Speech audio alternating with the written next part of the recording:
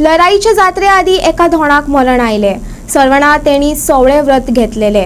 नाता आसतना फीट आयिल्ल्यान उदकात बुडून तेका मरण आयले। पळयात खबर विस्तारान। दिवचलच्या वाठादेव सरवण हांगा जात्रेत अग्निदिव्य करपाक तो व्रतस्थ जाल्लो। न्हातना तेका फेफरे येयले। व्रतस्थ आसतना मरण आयिल्लो दामोदर नायक हो सांखळी विठ्ठलापुरीच्या काजीवाड्यार रावतालो। त्याच्या बरोबर न्हाण घेवपी हेर धोणांक आदी कितें जाता तें कळ्ळेंच ना।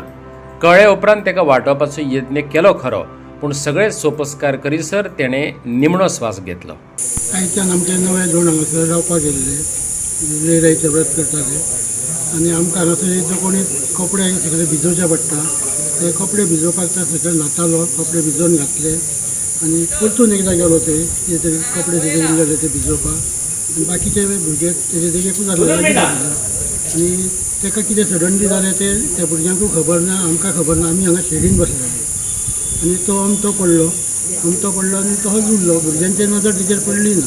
जवळ जवळ 10-15 मिनटां थंय उदकान उरलो आनी मागीर ताका वयर काडटाना तोंडान नाकांच्यान सगळो फेस काडलो। फेस काडलो तेजे एकट्या भुरग्यान नाडी पळयली जाल्यार ती नाडी चलना। मागीर आमी 108 फोन। सो आतां नांव कितें भुरग्याचें? भुरग्याचें नांव दामोदर दलपत नायक, ताका अभी म्हणटा।